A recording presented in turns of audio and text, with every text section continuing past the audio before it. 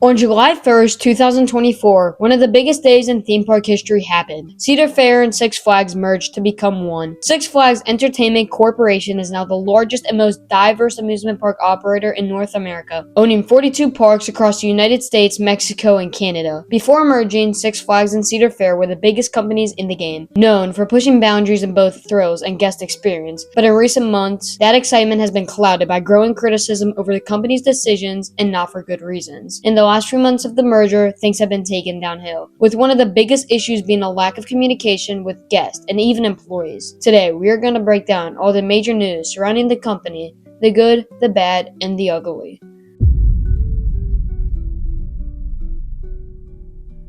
First and foremost, we need to talk about Richard Zimmerman stepping down from CEO. Six Flags announced that Zimmerman would step down by the end of the 2025 season. To make sure there's a smooth transition, Zimmerman will continue to run as president and CEO until the board appoints a successor. He will also continue to serve as a director of the company's board. We don't know exactly why Zimmerman is deciding to leave the company, but he has been a part of the industry since the Paramount Parks era and has been involved for 38 years. Either that or something else is going on behind the scenes, like for instance getting fired or being asked to step down. With Zimmerman out of the picture, we can maybe start seeing Intamin more often, or maybe Canada's Wonderland can finally get one of their Woody's arm seat like Mighty Canadian Mindbuster. There's mixed opinions about the whole situation, as there was a lot of good done with Zimmerman, but there were also a lot of questionable decisions, especially when it came to guest experience and quality. A lot of people think with this merger that it needs a new person in the driver's seat. What worked for both the legacy parks isn't going well together for this new chain. Some say Zimmerman has done damage to the parks, and maybe that's true. Unfortunately, the cost of living has gone up rampantly, and people just can't afford or want to attend parks that are downgrading. Amusement parks also are just not as popular as they used to be.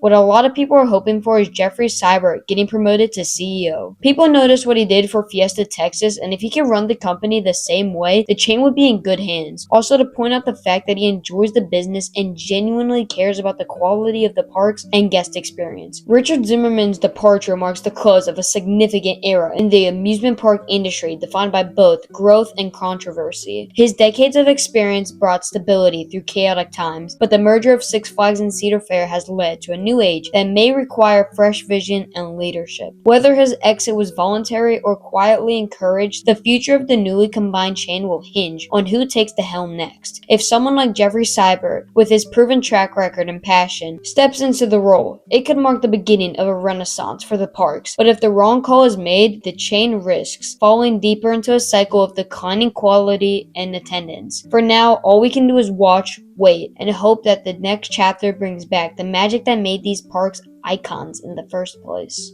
Next, I want to talk about all the delays and cancellations of so many attractions and events. It's almost like every ride Six Flags announces becomes delayed or canceled, and it's no minor setback. Like for instance, King's Dominion canceled Winterfest while it's celebrating their 50th anniversary, as well as Six Flags Great Adventure and Over Georgia canceling the holiday in the parks. They are doing this in order to focus on its core operating seasons, spring through fall, and also allegedly for these events not being incredibly busy. Other legacy Cedar Fair parks like Carowinds and Kings Island have not confirmed updates regarding Winterfest cancellation, but broader trends show cutting back on year-round or off-season operations. But I personally think this is unlikely because they typically are very busy for these events. Now, we already know about Quantum Accelerator at Six Flags New England being delayed until 2026, as well as their holiday in the parks being canceled. Six Flags Great Adventure has delayed their record-breaking 2026 roller coaster to a project 2027. There are also rumors like Six Flags Magic Mountain's 2026 coaster possibly being delayed, as well as Carowinds' record-breaking water coaster. Canada's Wonderland was also supposed to have a record-breaking water coaster for 2026, but with Alpen Fury recently opening, that could also get delayed. And with Zimmerman stepping down from CEO, that raises the chance of even more confusion and delay. The weather also hasn't been very favorable. We'll get more to that later, but that may also be the reason for these cancellations and delays. Luckily, it does look like Six Flags Over Texas will get their Giga Dive coaster opened on time for 2026. The wave of delays and cancellations sweeping across the new chain paints a concerning picture, while corporate messaging frames these moves as strategic, focusing on core operating seasons and reallocating resources. The number of canceled or postponed attractions and events suggests deeper issues, from budget tightening to leadership uncertainty. The fact that even milestone celebrations like King's Dominion's 50th anniversary are losing major seasonal offerings raises questions about long-term priorities. For guests, it's becoming harder to trust that what's announced will actually happen on schedule, if at all. Whether this is just a rough transitional period or the new normal remains to be seen. But one thing is certain: the park's ability to deliver on their promises will define how this era is remembered, and whether the merged company can regain the confidence of its fans. All we can do as enthusiasts is do our part and keep supporting these parks. Their future necessarily depends on it.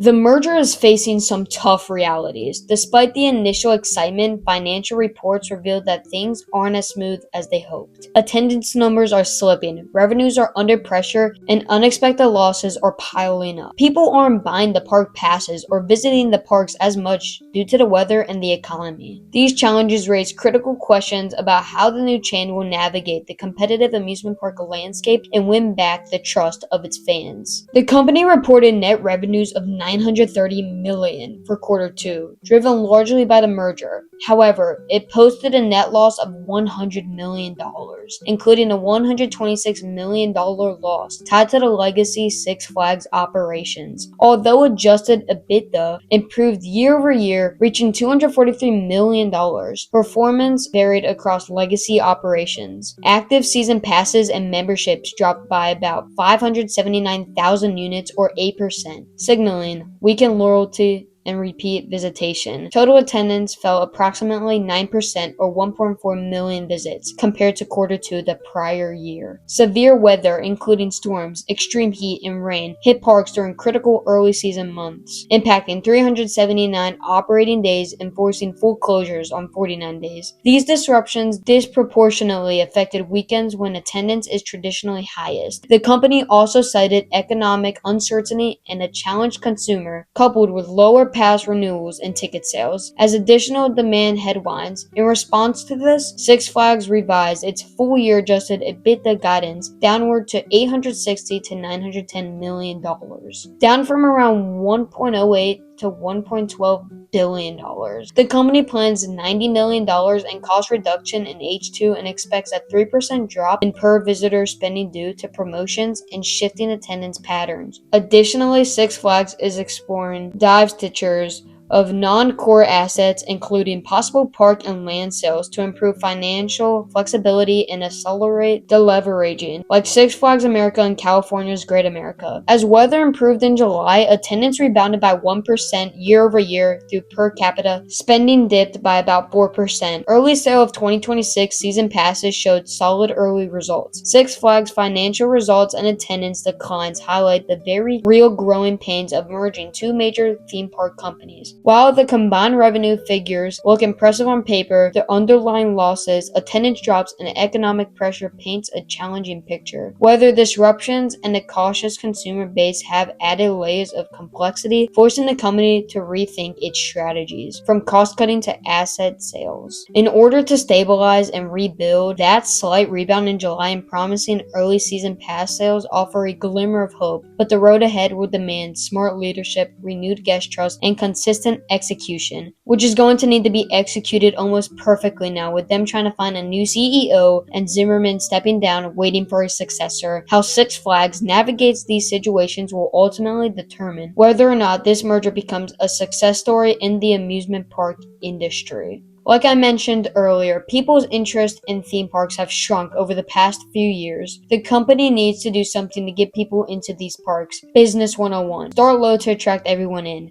Build up more and more. add bigger and better projects to keep guests interested, and after building a good reputation with guests and proving your worth, it's in advance, it's aggressive, it's almost perfect. And that's why I think that what they did with the MVP pass is practically perfect. From late July through September 1st, you can get the MVP pass for as low as $7 a month per person and use one on all of their theme parks, including their water and animal parks across the US, Mexico, and Canada until the end of 2026. This promotion also includes the year's lowest pass pricing along with free parking. Gold Pass buyers receive one free Bring a Friend ticket valid through the end of 2025 at the park of purchase, and Prestige buyers get two. The Prestige version is $16 a month, and I forgot to mention, but if you were to get one of these passes, you would be paying them for 10 months. These are really important because it turns a standard pass into an international passport to dozens of theme parks across the world, especially amid delays and cancellations around the company. It's also to build guest trust, encourage attendance, and boost loyalty across the newly merged chain. This really will help if you are planning a road trip to multiple Six Flags theme parks, but hurry up because the offer runs until September 1st, and after that the prices will rise. Also, if you're planning on buying a Fast Pass for 2026 to add on to your season pass, it will be valid at every Six Flags park, as well as the dining plan and drink plans, and all these other add-ons. As of now, Fastlane and Flash Pass remain separate, with no cross-change interoperability. Each is only valid at its respective legacy parks. Looking ahead to 2026, there's optimism and early signals that Fastlane access might span across both Cedar Fair and Six Flags parks for pass holders, meaning a true unified Fast Pass add-on. But official confirmation is still pending. It also looks like they might go with the wristband method rather than needing the app and the QR code,